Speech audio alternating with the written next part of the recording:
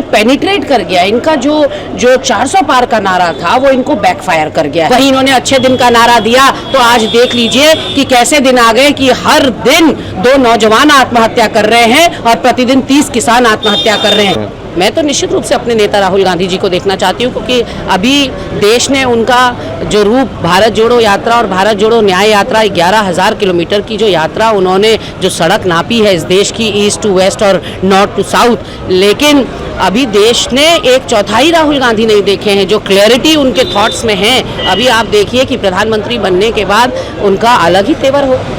जी, इस समय हमारे साथ गरिमा बहरा दसोनी जी हैं, जो कांग्रेस की मुख्य प्रवक्ता है और वो वाराणसी क्षेत्र में आई हैं कांग्रेस प्रत्याशी के पक्ष में प्रचार करने के लिए। तो आइए सीधे उनसे जानते हैं कि यहाँ का माहौल उन्हें क्या लग रहा है। हालांकि कांग्रेस ही तो कांग्रेस के पक्ष में माहौल बताएंगे, लेकिन हम जानना चाहेंगे समस्याएं और मुद्दे क्या लग रहा है उन्हें। नहीं, देखिए, एक नेशनल कोऑर्डिनेटर होने के नाते मेरी पार्टी ने मुझे जिम्मेदारी दी उत्तर प्रदेश की। यहाँ पर मीडिया विभाग में नेशनल कोऑर्डिनेटर बनकर आई हूँ। पिछले 1.5 महीने से लगातार उत्तर प्रदेश में हूँ और एक बदलाव और एक परिवर्तन निश्चित रूप से दिखाई पड़ रहा है। इसलिए नहीं कि मैं कांग्रेसी हूँ, ये बात कह रही हूँ। जो पेनिट्रेट कर गया, इनका जो 400 पार का नारा था वो इनको बैकफायर कर गया है।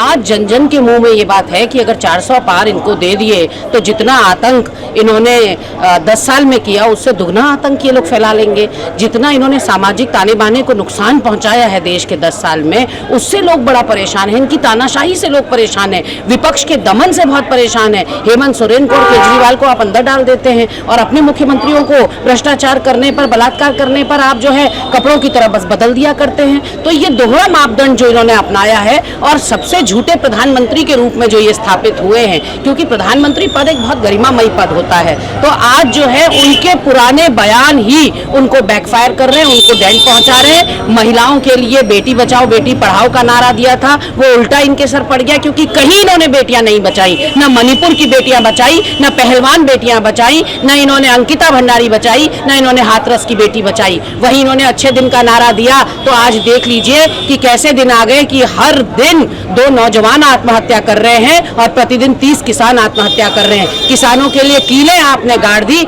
आपने उनके लिए जगह जगह लोकेज गाड़ दी और 700 किसानों की शहादत हो गई गाजीपुर और टिकरी बॉर्डर पर, और आपने समर्थन मूल्य का वादा करके उनको नहीं दिया।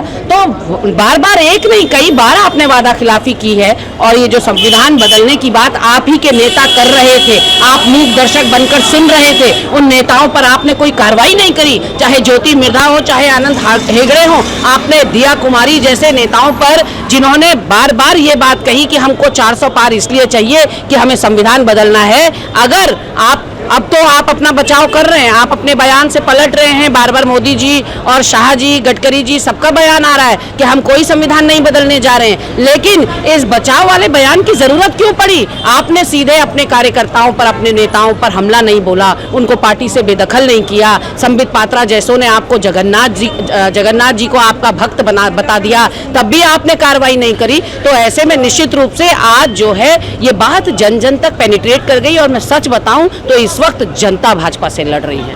जी, गरिमा जी, एक सवाल है मेरा। भाजपा कह रही है कि जो विपक्ष है सब अपने परिवार को बढ़ा रहे हैं। कांग्रेस राहुल गांधी को बढ़ा रही है, राष्ट्रीय जनता दल जो है तेजस्वी यादव को बढ़ा रहे हैं या अखिलेश यादव बढ़ रहे हैं, और भाजपा में योगी आदित्यनाथ कहते हैं भाई हमारा परिवार तो देश ही है। मोदी कहते हैं हमारा परिवार जो है वो देश ही, हम तो देश को बढ़ाने की बात करते हैं। योगी आदित्यनाथ ने अपने परिवार से भी तो कहा मैं सन्यासी हूँ, और सन्यासी की एक योगी की परिभाषा क्या होती है उनसे पूछिए ना। अगर आप पुत्र थे तो आप मुखाग्नि देने क्यों नहीं गए अपने पिता को? अगर आप सन्यासी हैं तो फिर आप सत्ता का भोग क्यों कर रहे हैं? तो ये तो देखिए डिबेटेबल इशू है। और परिवारवाद की जहाँ तक भाजपा बात करती है तो जम्मू कश्मीर से लेकर कन्याकुमारी तक आप बताइए कौन से प्रदेश में भाजपा का परिवार पल्लवित पोषित नहीं होता? जिस प्रदेश से मैं आती हूँ उस प्रदेश में सौरभ बहुगुणा कौन है? उस प्रदेश में नेहा जोशी कौन है? उस प्रदेश में विकास भगत कौन है? उस प्रदेश में तमाम ऐसे लोगों को टिकट दिया गया, चाहे वो मधु चौहान हो, मुन्ना सिंह चौहान की पत्नी, चाहे वो नेहा जोशी हो, गणेश जोशी की बेटी, उसको आपने युवा मोर्चा में उपाध्यक्ष बना दिया। आप लगातार जो है अपने परिवारों को ही नहीं अपने पूंजीपति मित्रों को भी बढ़ावा दे रहे हैं और आप एक असमानता की खाई इस देश के अंदर बढ़ाते चले जा रहे हैं। आर्थिक असमानता और सामाजिक असमानता, राजनीतिक असमानता, आज आप एक खाई आपने पैदा कर दी है और जिस गर्त में आपने देश को पहुंचा दिया वहां से बाहर निकालना बहुत मुश्किल होगा। भाजपा कह रही है हम देश बचाने की बात करते हैं, वो परिवार बचाने की बात कर रहे हैं। नहीं, देश कहाँ बचाया आपने? आपने रुपये के बराबर डॉलर को लाऊंगा कहा, आज रुपया आपने 84 रुपये पर कर दिया है। वेंटिलेटर पर रुपया पहुंच गया डॉलर के सामने। किसानों की आमदनी दुगनी करूंगा कहा, 30 किसान रोजाना आत्महत्या कर रहा है, उसको समर्थन मूल्य नहीं मिल पा रहा है। और आपने युवाओं को 2 करोड़ नौकरियां सालाना कहा, इस हिसाब से 20 करोड़ नौकरियां देनी चाहिए थी, आप 20 लाख नहीं दे पाए। आपने कहा था कि मैं जो गांव गोद लेंगे सांसद हमारे, उनका कायाकल्प करेंगे। क्या मोदी जी ने अपना गांव जो गोद लिया था उसकी तरफ रुख भी किया? आपने 100 स्मार्ट सिटीज का वादा किया था। आपने कहा था हवाई चप्पल वाला हवाई जहाज में बैठेगा।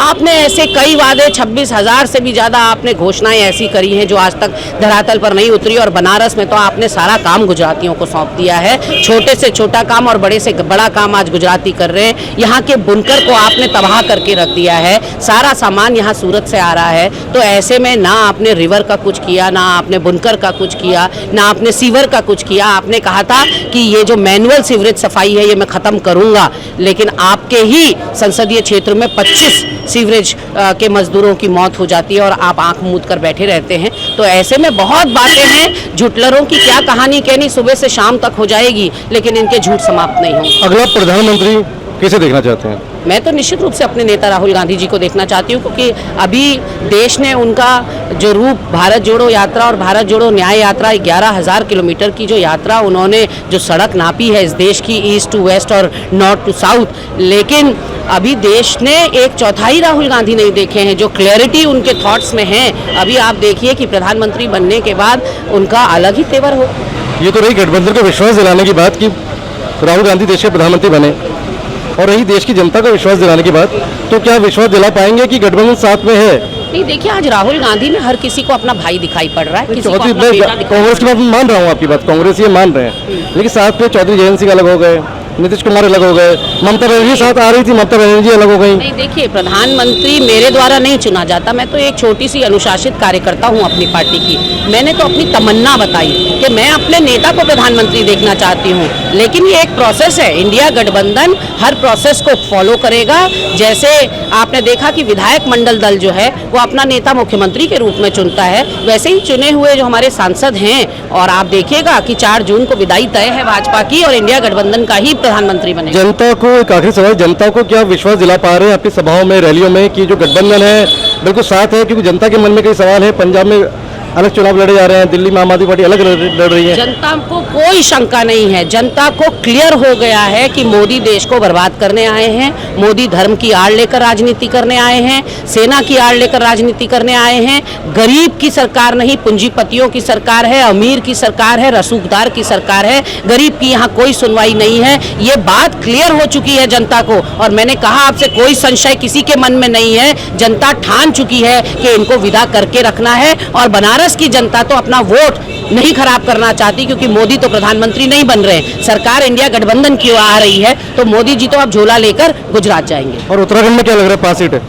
उत्तराखंड में हमारे लिए बहुत अच्छे चांसेस हैं, जैसा कि हम 5 सीटें एग्जिट पोल में, ओपिनियन पोल में 5 के 5 भाजपा को दिखाई जा रही हैं, लेकिन शॉकिंग रिजल्ट्स आएंगे, ये मैं आपको बता रही हूँ। न केवल उत्तराखंड में बल्कि उत्तर प्रदेश में भी और पूरे देश में। ये थी हमारे साथ उत्तराखंड कांग्रेस की मुख्य प्रवक्ता गरिमा मेहरा दसोनी, जो बता रही थी कि इंडिया गठबंधन की जीत निश्चित है और वो प्रधानमंत्री के रूप में राहुल गांधी को ही देखना चाहती हैं। मैं भारत न्यूज़ लाइव के लिए वाराणसी से शिववर्धन सिंह के साथ अजय नौटियाल। भारत न्यूज़ लाइव से जुड़ने के लिए इसे लाइक, सब्सक्राइब और बेल आइकन दबाएं।